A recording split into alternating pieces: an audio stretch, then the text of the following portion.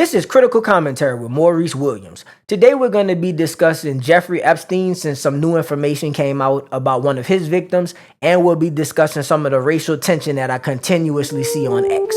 Blacks, Hispanics, and whites can't read. Why you think I started a podcast? It's a fucking racist thing with you niggas, and that's why I'm coming at you niggas next. They love to talk about black violence. Have you heard of white violence? White people commit violent crime at 3 times the rate of Asians. When is Nick Fuentes gonna talk about white violence? Everybody's arguing about there are 2 genders. I sat next to her hermaphrodite in math class. Am I allowed to talk about the Jews? If she wanted, we could do it in the morning. Yawning, letting my eyes stretch, baby, I ain't a novice. I've been a dog, she FaceTime, but I never call. So, yesterday it came out that one of Jeffrey Epstein's victims had committed suicide. Shocker. And she was about to drop a tell-all book talking about her relationship with Jeffrey Epstein, her experience on one of his islands, her relationships and relations with Prince Andrew, as well as a known prime minister.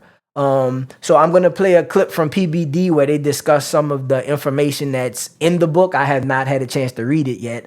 And here you go. Maxwell and Epstein pleaded for Virginia Giuffre to have our baby, prompting teen to hatch escape plan, memoir. Okay. Rob, do you have a clip on this? I do. This is an old interview because Virginia Giuffre is dead. Yes. The book just came out after her death, but this is an interview. She wrote the book? She did before she died. Yes. It's her memoirs. It's her memoir, and then she dies, and then it comes out. She gets hit by the way, she gets hit by a bus. I know. Liz says, I'm not going to kill myself, and then she kills herself. Weird. But this is an old interview with her where she talks about Jeffrey Epstein wanting her to have his Go kid. ahead, Rob. From 16 to 19, Virginia was at the mercy of Jeffrey Epstein and Ghislaine Maxwell. Entrapped by psychological chains she could not break until they made this outrageous proposal. So I spent years with them being manipulated and abused and used, and it wasn't until they told me, I want you to have a baby and we're going to give you an allowance, but we also need you to sign a piece of paper that says this child does not belong to you. Wow. And, you know, I wasn't a maternal person back then, but I was like, my womb is not for sale. But you cannot say no to these people. So I said, okay, guys, no problem. But I need to finish off my education like you guys originally promised. So I believe that the reason that not just believe, I'm very confident the reason she didn't want to hand her baby over to these people is because they were abusing her, and she knew that if she had a child, they were going to take the rights to the child and continue to abuse the child. So besides just Jeffrey Epstein, who is believed to have sex trafficked children, I believe he did, he was also knew many celebrities and wealthy people, so dignitaries as well as stars. It is believed and alleged that these stars and these dignitaries were paying for young women to have sex with them, potentially young boys as well, to have sex with them. And the belief is that various dignitaries were flying on these planes with the young girls that they had bought and having relationships on the plane as well as the islands. And it was a secret from the public for a long time. So this information has come out, and Jeffrey Epstein was supposed to get tried, but then, shocker, he killed himself just like this woman. So Jeffrey Epstein is a Jewish person, and there's some talk that he was tied to Mossad. I don't have information about whether he's part of the CIA or whether he's part of Mossad, but I'm going to look into this. But what we do know is that there's a mountain of evidence suggesting that Jeffrey for sure and Maxine were abusing minors, and various dignitaries were on these planes and various celebrities were on these planes and taking trips with him where there were minor girls on the flights. And many hundreds of girls have come out detailing that they had sexual relations, and there's been a lot of information and a lot of investigative work that has been done by many people that corroborate what the victims have said. So one thing that I have a problem with is a person like Kash Patel has now said, well, we've looked at everything and there's nothing to see. All of the issues that all the people that were abused by Jeffrey. Clearly, with him killing himself and us knowing that women were abused, since even Patel is saying that women were abused, and us knowing that all of these rich, powerful men were around, and the investigative work that outside investigators have done, I don't take the government's word that only Jeffrey was involved. I believe wholeheartedly that many people were involved, and this woman specifically says that she had relationships with Prince Andrew, who is now stepping down. Well, not stepping. He's stepping down, but he's been forced out by the family. So because of the press and potentially the family having inside information, they're trying to distance themselves from the Duke, right?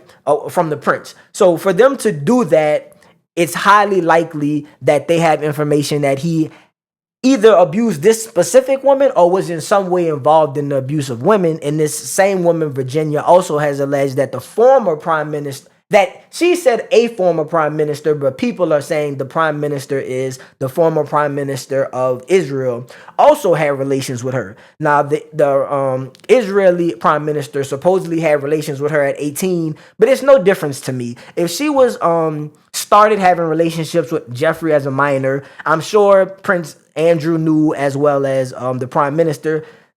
They were friends. They probably talked. And if what people are saying is true, and I believe is true, these various dignitaries knew that underage girls were being trafficked and working. So he also had a relationship with this woman. So it's very sad that she is no longer with us. I'm not sure how you guys feel. You can leave in the comments. Do you believe that she committed suicide, as they just said in the clip? She was hit by a bus, which is odd. She said she wouldn't kill herself after surviving that. And then right before this tell-all book comes out, where Prince Andrew actually steps down, right before this book comes out, she's now dead, just like Jeffrey Epstein, who was in custody and had all the information about who else was abusing women. He mysteriously died, and they won't even show us the footage. So in my opinion, we need to keep digging, need to keep pressing forward, and we can't let the elites get away with not sharing this information. As I have said previous episodes, we all care about the abuse of children, the abuse of minors, and this is one topic that we just can't take our foot off the gas. We have to talk to our politicians. We have to demand answers, because this is really sad and like heart-wrenching. It's not acceptable in the world, not just America. It's just not acceptable. I'm gonna take a moment to calm myself. Next segment of the show, we'll be discussing some of the things that I have seen on race on X, which is a place where I see a lot of extreme commentary and extreme views. So I took to YouTube hoping that we could have a more civil and a more fruitful dialogue amongst various races, amongst various political ideologies, and amongst various classes. This is a clip that I saw from someone at CNN talking. I think his name is Earl Boykins, and I'm not sure who this woman is. No, it says her name is Patya Ungar Sargon? Hope I said your name right. To vociferously and immediately and without hesitation condemn this disgusting because Donald writing. Trump has a history of racism himself. No, that's These not people, true. Are you kidding me? Sorry, Donald Trump started his career with racism. In the 1970s, he was sued for housing discrimination. In 1989, he was a part of he was led the lynch mob against the Central Park Five. In the 1990s, he was sued by casino workers for racial discrimination. He led a 5.5-year campaign against Barack Obama for allegedly not having an accurate birth certificate. Donald Trump came in office talking about he was going to ban Muslims, and he was called Mexicans were supposedly He has bringing the drugs. most multiracial Donald Trump has a long history. You didn't deny anything of the things I just said. Donald Trump just this year said that he's allowing white South Africans to come to the United States, but not black South Africans. What could be more racist than that? Why did the majority of Latino men vote for him? Why did 25% of black men vote for him? It was not 25%, and still, black people are the most loyal group against Donald Trump. In fact, because we clearly could see through the charade that he was putting up. Donald Trump has a 50-year history of racism. Why did the majority of Hispanic men vote for him? If he's Okay, so I would consider Trump a soft racist. That's the term that I've coined during the show to just talk about people who have slight biases, but they don't hate blacks or don't think the worst of all blacks. What Mr. Boykins was saying, it's true. In the 70s, Trump and his father were accused of trying to prevent blacks from living in Trump hotels, and they put C for colored for black applicants to let Trump know, and the people making the decisions, that said applicants who were C for colored should not be allowed to live in Trump's towers. And then also again in the 90s, he was sued for discriminating against black workers. And yes, he did say things about banning Muslims, which is not black people, but it's a race of people. The thing with Obama, Hillary started it, but yes, Trump took it further, implying that Barack, who was black, was not an American citizen. So Trump has definitely run on some stereotypical beliefs about black men and about black people. In politics, I'd say this. Not all's fair, but there's a lot of dirty games that are played. So I try to at least understand that both sides play these games. So I don't want to call Trump an outright racist because like she said, or I don't want to call him a hard racist because like she said, there are black people who vote for him. He's friends, not just friends with black people in a joking way where people say, oh, I have black friends. But I believe Trump is really more of a narcissist. So he's friends with whoever's friends with him and he's enemies with whoever doesn't like him. So I think regardless of race, if you are able to get in his good graces, if he respects you, if y'all get along with one another, he's fine with you. I don't think he just judges solely on race. But sure, I can see why Mr. Boykins as a black person may have an issue with some of Trump's beliefs. And I think this is on both sides. I don't think that only white people are racist towards blacks. You can go on X or just any platform and you can, or just walking around, you can hear lots of blacks openly say negative things about whites. Again, this show is a little different. I'm trying to tell the producer about that. I don't fit in your regular mold. I'm not going to sit up here and bash just whites. I'm not going to sit up here and bash just blacks. So I'm just going to try to continue to be fair and call it out on both sides. We need to be more open to talk to one another, to trust one another, and to not judge like I'm trying to do with Trump and Mr. Boykins. I say that, and I'm about to pull up some more things that I saw online. For example, this lady, Chen, who has actually talked to me a couple times now. I've noticed as I reached out to some of the conservatives on X, they respond, guys. So follow Chen. You may like some of her rhetoric. You may dislike some. She's again talking about the proficiency of reading in some Illinois schools. So I'm not sure if these are in Chicago, but I do have a problem with people constantly talking about Chicago. There are black people outside of Illinois. There are black people outside of the inner city. So these black children are having a problem reading. This is SAT scores. Majority of people in America don't score how they should on the SAT and the ACT, but I do think it's a problem that 0% at multiple schools are at the proper reading level. So I do think it is not wrong of her to highlight that there is a problem in Chicago. And she didn't even bring up race, but I know that when people talk about Illinois and they start talking about public schools, it's implied that they're talking about blacks in Chicago. It's a problem. I think it should be worked on, but I do think the right overblows this problem like all other problems with the black community. And there was a clip that I saw that's not directly tied into that, but I thought about it because it's a white guy who seems to be on drugs or in some way maybe mentally disturbed. He continuously was accosting a black man.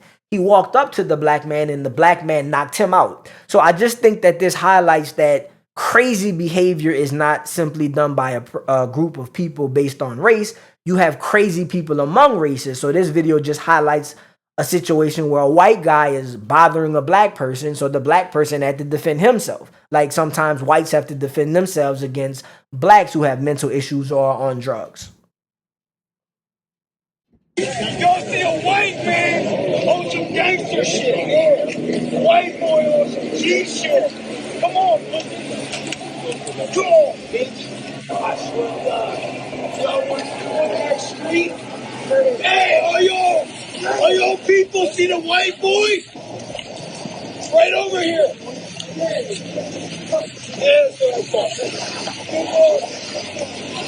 White boy on that G shit.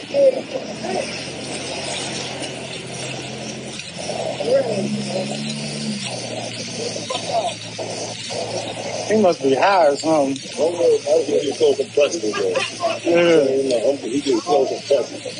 He continued to curse at this black man for another minute as the black man politely asked him to leave him alone. Stop walking. Be a man. Be a man. This what a man do right here. Walk off the bitch. Oh, yeah, walk off. Walk off the bitches with his shirt out trying to show out in front of everybody. You a fucking, you a bastard. And then when I knock you out, you gonna go viral. The people is the bull. Watch. I'm gonna go viral for nothing else. Pass. I'm posting your butt right now. Go viral for nothing. You don't go viral for doing nothing. For being a bitch.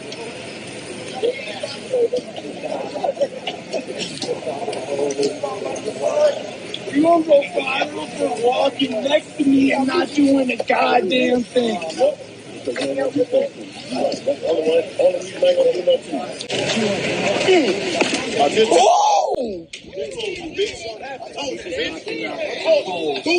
bitch ass motherfucker. In the words of Friday, you just got knocked the fuck out. As you can see, he was bothering the black guy, walked up to him, and he had to knock him out. I would just like to ask some of my white viewers, how would you feel if we as black people were to judge all whites by this deranged lunatic? You would say there's diversity amongst us. There are a few like him. You would call them bad apples. That's how the black community feels about our murderers. That's how we feel about our violent criminals. We actually do call them out, not just on this show, but in private. We try to talk to them when they're younger, and when they're older, we do address the issue. But again, as Webby says, some people are going to do what they're going to do. So it's only so much that we can do. We can call it out, but we can't change people's behavior like we can't change people's hearts. Emily Saves America is now a frequent person that I've responded to some of her reels. I've actually had some things I've disagreed with and some that I've liked. She has some new reels up. I'm just going to pull up one because the gang today, the producer has pulled up something from Nick. But maybe I'll start reacting and responding to a few more of her videos, but we'll just play one for today. To go get a matcha yesterday, as one does in Los Angeles, so I have to go to the most hipster areas. But I was shocked because I went to Culver City and we ended up in the middle of a No Kings protest, and naturally it's me, so I had to, go run in, get some pics, get some videos, see what they were doing.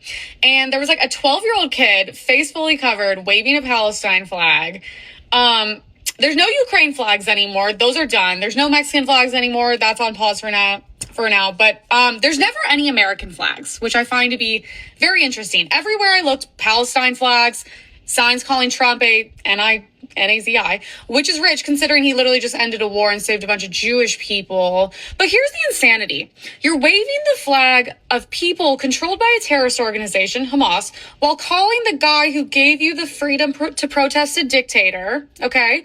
A few days ago, Hamas was publicly executing their own people for supposedly helping Israel.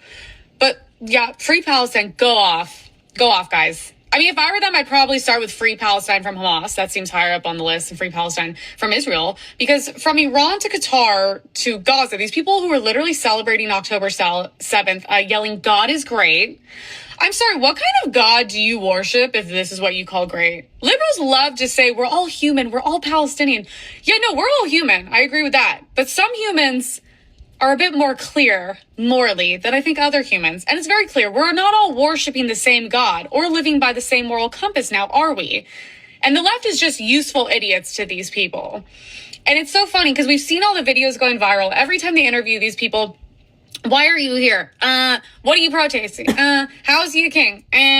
Never have answers. But I am so sick of seeing that flag in my country. You know what? I support you. Get up and go do something, babe. Okay, so there were a few things in that clip. I don't think Trump gave Americans the right to protest. I believe that we just have that right from the four founders. I do agree that Trump is not a dictator. Some people just don't like the decisions he's made, and he has, like other politicians, done some things that he's already a felon, so he has broken the law technically, but he's also done some things that are sketchy, that are shady. He's had his family working in the White House. He has business dealings with Qatar. He has business dealings with other foreign nations where there's golf courses being built, etc. I do see that the left has valid criticisms of him, but I think the hyperbole of saying he's fascist is a bit much. FDR renovated the White House. Barack Obama added a basketball court. Trump has knocked down an area that FDR himself had renovated. So I do think that we need to not go tick for tack and not just anything Trump does. We don't need to overblow it. People should probably just call out the things that they are really passionate about and the things that are actually major breaks from tradition. And in terms of Emily talking about there being a lot of flags on the left, liberals are pretty much for diversity. So it's not shocking that they would have other flags because they support other ethnicities. So those people are carrying the flags of their ethnicity. But I do think that liberals probably should speak more about America positively and have American flags because we are all Americans. So I don't think that Republicans should have a hold on the American flag. I see myself as a patriot and a very civil and engaged citizen. On to the Nick Fuentes clip. I'll read it just to see what it's kind of about. Can non-white people ever assimilate? Even a lot of black people don't see themselves as American. Opposite of what I just said. These other races have nothing in common with us. So I should let this play. I read it, so I kind of have a mindset, but I'll try to hear him out, guys. I think it's actually a controversial question whether non-white people even can assimilate at all. And there's further questions. Can non-white people ever, on any timeline, under any circumstances, assimilate? I don't know. That's maybe the most controversial question to ask. And it begs the question, what is assimilation? And we understand the basics. Do you speak the language? Do you practice the culture? Do you understand the founding documents? Do you observe the holidays, the national, federal holidays, the religious holidays? Maybe you say it has something to do with being a Christian. But on some level, assimilation is deeper. It means, do you see yourself as American? And what does that mean? I don't think even black people see themselves as American. Some of them do. And some of them are patriots. And many black people love America. But when they're trying to get their own national anthem, their own flag, their own Independence Day, their own founding fathers, is that assimilation? And how long have they been here? 400 years? They want to have a red and green American flag to reflect their favorite cuisine. They want to have their own national anthem. They don't even sing the same happy birthday song. You know, they sing the Stevie Wonder song. They want to take a knee for the flag. They have Juneteenth. Martin Luther King Jr. and Abraham Lincoln founded America with Sojourner Truth and Harriet Tubman. They want her on the money. They hate Thomas Jefferson. They hate George Washington. And it's not all of them, but that's a significant portion of them. So now, granted, blacks speak English. They've been here for 400 years. Many of them are Christian. They go to the schools. They're integrated on some level in the major metropolitan cities. They go to universities. But in some cases, even they have their own colleges, historically black colleges and universities. Are they meaningfully assimilated? Would they say, I'm American and I identify with another white person as American? I think that's a stretch. So who does see themselves as quintessentially American? I would say it's European immigrants. Polish, Italians, Germans. Like, there's Germans living in Pennsylvania for 200 years. They're as American as any English, Scots, Irish. Same with people, French. And they have their own ethnic flavor, but they see themselves as, yeah, I'm American. Do recent arrivals from Latin America? No, they don't speak English. There's so many schools in Chicago and LA where not a word of English is spoken in the entire building. They don't say the Pledge of Allegiance in English. How about these Indian immigrants? How about the Muslims? They're clannish. You know, and this gets even into, is assimilation possible at all? I don't know. I don't think so. For non-white races, I think it's exceedingly rare. But let's say maybe they can assimilate in perfect conditions. What would those conditions be? Well, only if they're vastly outnumbered by white people. I think those are maybe the only conditions where they can that would be perfect conditions for assimilation, is if they're surrounded by heritage Americans that have been here for 10 generations, and maybe over time they might assimilate. Under perfect conditions, that's a maybe. But we're far from perfect conditions. We have a country that's already so diverse and became diversified so rapidly. The people are coming here in such large numbers and forming ethnic enclaves. It's actually adverse conditions. If an Hispanic comes to Chicago and in 3 miles in any direction, it's all Hispanics that only speak Spanish and the signs are in Spanish and it's all their food and culture and parades and everything, how's it even possible? Even if you think it is possible, how's that going to happen? It doesn't. And the same goes for these Muslim cities they're trying to set up, like in Dearborn or Somalia. It's same with these Indian enclaves where they build all the new construction and they take over a whole subdivision. It's the same everywhere.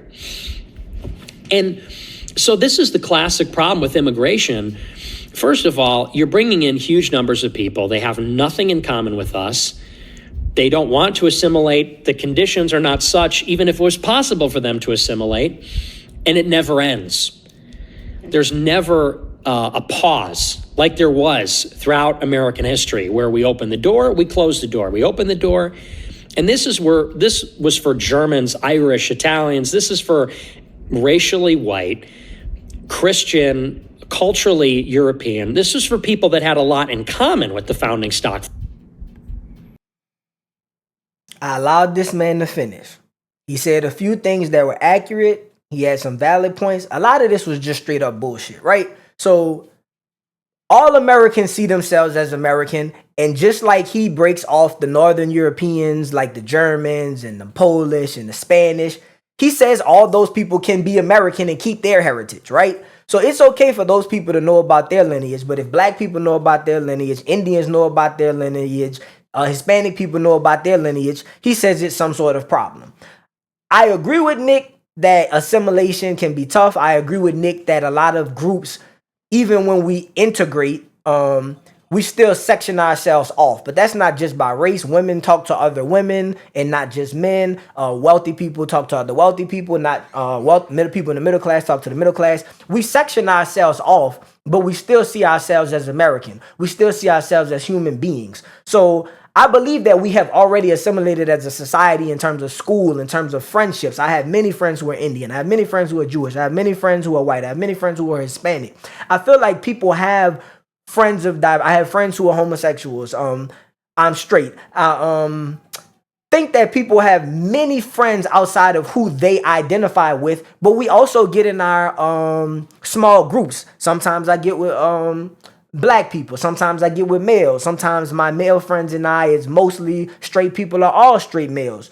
You can get with smaller groups who you're similar with, but also at other times be around diverse people. Just like sometimes you're around your family, sometimes you go by your friends, sometimes you go by strangers. See, he thinks he's being very smart by talking about how we're somewhat alike, but then we're different. Well, nobody's exactly the same. So it's okay for us to it's okay for us to integrate at times and then segregate. The only issue with segregation is that it was forced segregation and you could not integrate at all. Now, we don't force segregation and you're allowed to integrate. So in defense of whites, I do understand and believe it's okay for whites to at times, just like other groups, separate themselves. They have all black meetings sometimes. Or they have all black, I don't want to call them clubs because then you go down the line of whites and other groups having their clubs and not allowing other people. But there are times I think that races can break off if there's nothing nefarious happening. Now, he brought up HBCUs. We only have HBCUs because white people wouldn't let us into their schools. I have argued with my family many times that maybe we should reconsider how we run HBCUs, who we allow in, just how the system itself works, because I believe now blacks are allowed to go to what they call predominantly white schools. So I think the HBCUs still have a value and still have a place, but they themselves have opened up to people of diverse backgrounds, and I think that should continue. Like Xavier College in New Orleans is a strong HBCU college, and people of Asians, Middle Eastern people, and whites go to study medicine and other courses. And it's a HBCU just like Howard in DC where Kamala Harris went, and they're just strong schools. They're HBCUs, but they're strong colleges similar to somewhere like Alabama or LSU. So I understand some of what Nick is saying, but I think for the most part we can and we should assimilate. And I think instead of him tearing down the dream of America, which is a melting pot, I think he should use his brains to unite people, as I'm trying to do. So he brings a lot to the table that should be considered, and there's nothing wrong with segregation. Well, something's wrong with segregation, but there's nothing wrong with segregating at times. And the point of desegregation was to allow integration, but we don't always sorry for coughing, guys, my sinuses. We don't always have to be integrated. I didn't appreciate the digs where he talked about black people wanting a green and red flag because he's saying all blacks like watermelon, all blacks like chicken. I like watermelon. I like chicken. I listen to rap music and I rap. I think that all of these stereotypes that they're trying to put on us, they're a joke. We should be who we are and be proud of ourselves and show the... My producer's upset. I'm not sure why. Maybe because I said I rap. I'm not sure. But as black people, we have to be proud of who we are and what we are. So I care about politics.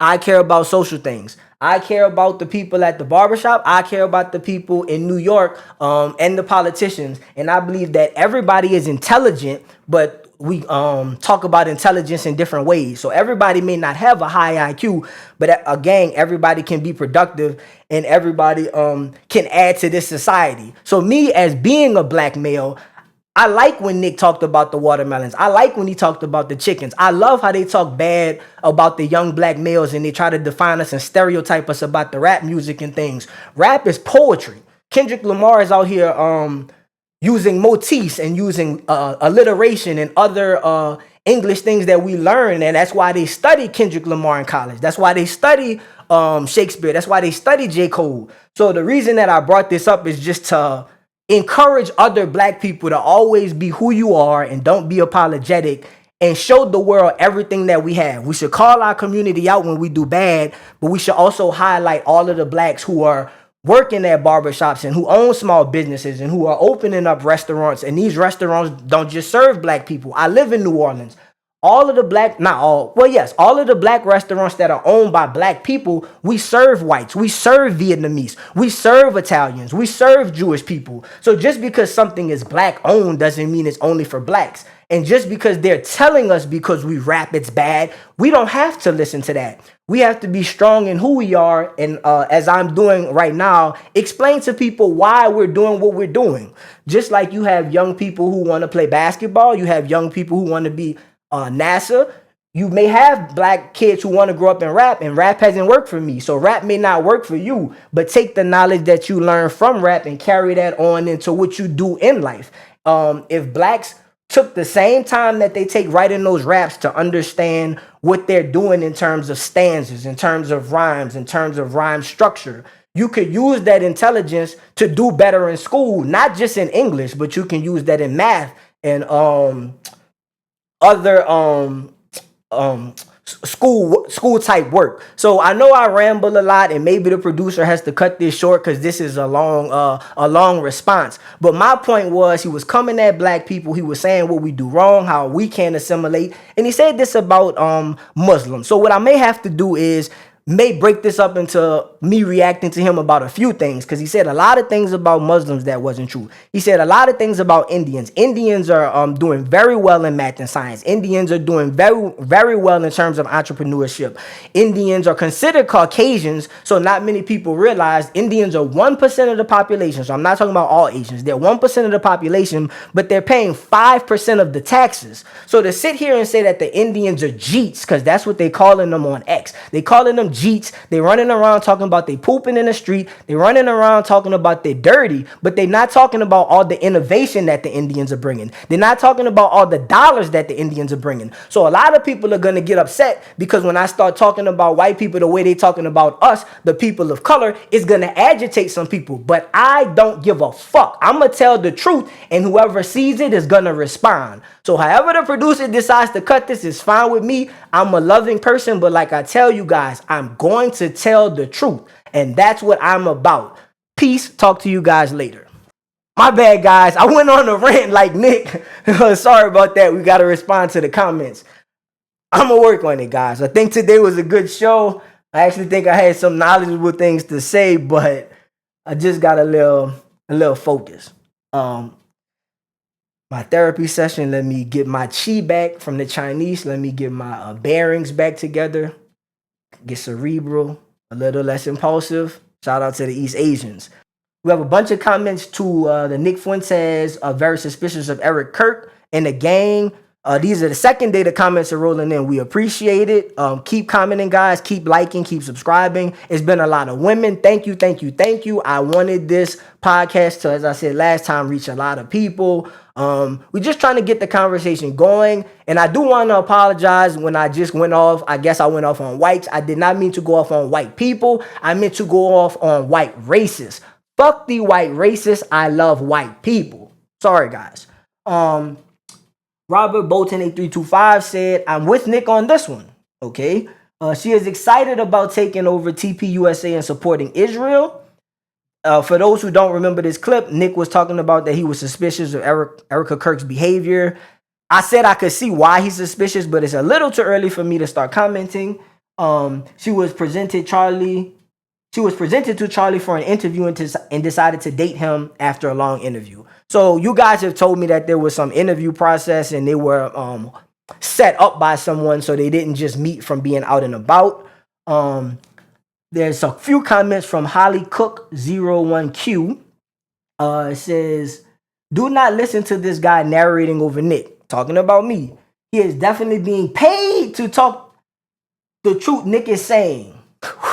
Well, I just went off on Nick. So, Holly, if you watch my content, you may see that sometimes I agree with Nick, sometimes I don't. Please check out some of the other videos because maybe there are some things you and I agree about. He is definitely a part of the goon squad for the liberal agenda. I'm not sure if Nick and the liberals are in agreement. I don't think so. Sent to try to confuse and stop people from seeing the truth. You lost me there with your comments. You lost the producer. He also chuckled. I read a few more, guys. As you guys may see or may not see, there are many to the Nick Fuentes is very suspicious of Erica Kirk. Bad Girl BEX 3791. I don't think I've ever agreed with Nick more before in my life. Every point he raised was valid and echoes concerns a lot of people who have been paying close attention.